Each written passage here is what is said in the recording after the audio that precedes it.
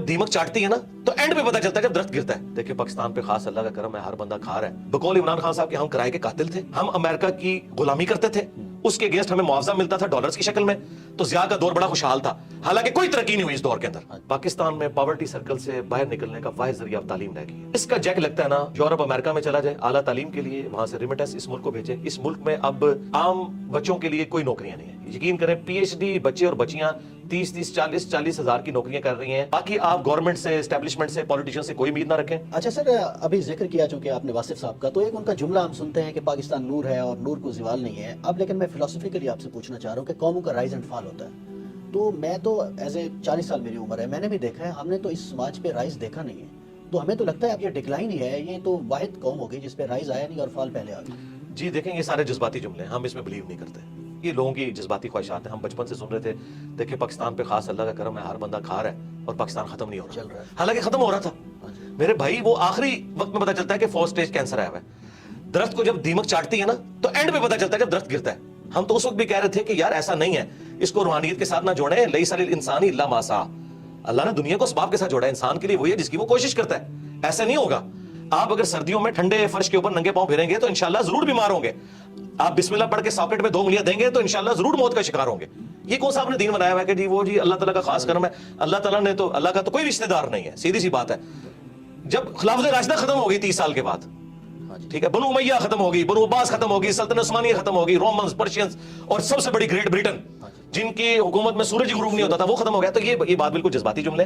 ये जो पाकिस्तान चल रहा था ना अभी, वो चल रहा ना तो दुआओं की वजह से चल रहा था और ना ये था कि वो तरक्की कर रहा है। होता ये था, बकौल इमरान खान साहब के हम किराए के कातिल थे, हम अमेरिका की गुलामी करते थे, उसके अगेंस्ट हमें मुआवजा मिलता था डॉलर्स की शक्ल में, तो जिया का दौर बड़ा खुशहाल था। हालांकि कोई तरक्की नहीं हुई इस दौर के अंदर। हमें बाहर से मिल रहा था, बल्कि हमें ये बिसाखियां लगाई गई हैं। मुशर्रफ के दौर में कहते हैं जी देखिए 10 साल तक 60 पे रहा डॉलर। वो इसलिए नहीं रहा कि मुशर्रफ ने कोई यहाँ फैक्ट्रियां लगा दी हैं, ये कुछ कंट्रीब्यूट किया इस नेशन को जी। डॉलर 8 भी सरकार डॉलर आ जाए तो देखें मुल्क दोबारा खुशहाल हो जाएगा। लेकिन मैं ये कहता हूं अल्लाह ना करे कि अब इस तरह के डॉलर्स आए। हमें एक बार इस बस्ती में गिरेंगे फिर उठेंगे, अगर उठना चाहेंगे, नहीं तो जरूरी नहीं है। सारे बच्चे जवानी की उम्र को पहुंच के या बुढ़ापे को नहीं फौत होते, बाज बचपन में भी फौत हो जाते हैं। ये जज्बाती बातें हैं कि राइज हमने देखा नहीं है। तो क्या सारे बच्चे राइज तक पहुंचते हैं? हमारी दुआ है कि अच्छाई हो। जर्मनी देखे तबाह हो गया था वर्ल्ड वार 2 के अंदर, तो आज दुनिया में जर्मनी और जापान के मुकाबले में मुल्क है मुझे बताएं? तो देख ले, वहां पे फौजी उस लेवल की नहीं है, फिर भी लोग रात को बड़े आराम से सोते हैं। बस आखिरी सवाल है सर, नौजवान जो है इस मुल्क के वही वारिस हैं और वही तादाद में सबसे ज्यादा है, बस उनको जरा मुखातिब करके, सियासत, मईशत, मुआशरत सब तबाह है, तो हमारा मुखातिब तो वही है, वही कुछ कर सकते हैं। जी नौजवानों को मैं ये रिक्वेस्ट करूंगा कि आप लोग जो है ना अपनी तालीम के ऊपर तवज्जो दें।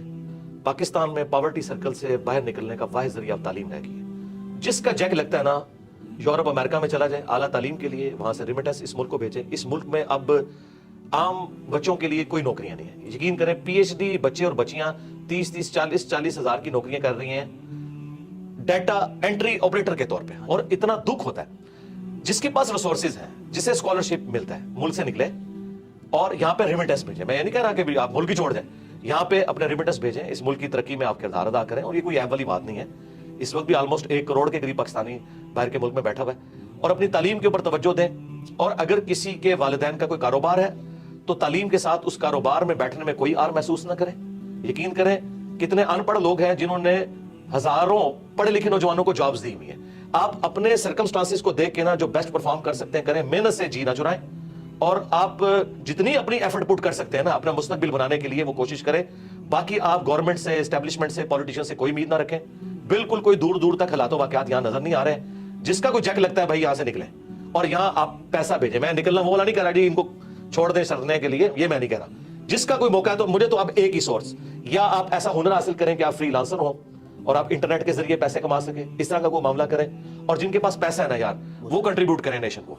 यार पैसे वाले लोग कम से कम सोलर अपने घरों पे लगवाएं ताकि गरीब लोगों को वापडा की बिजली सस्ती मिले। आप लोग भी अगर वापडा से लेके खाएंगे जिसमें सब्सिडी होती है शामिल, तो गरीब आदमी तक किस तरह सस्ती बिजली पहुंचेगी। तो जितना को कंट्रीब्यूट कर सकता है वो करें। पैगाम तो बहुत ज्यादा दिया जा सकता है। बहुत शुक्रिया मिर्जा साहब, यही पैगाम है जी, अपनी दुनिया आप पैदा करें नौजवान। मुझे इजाजत दीजिए, अल्लाह हाफिज।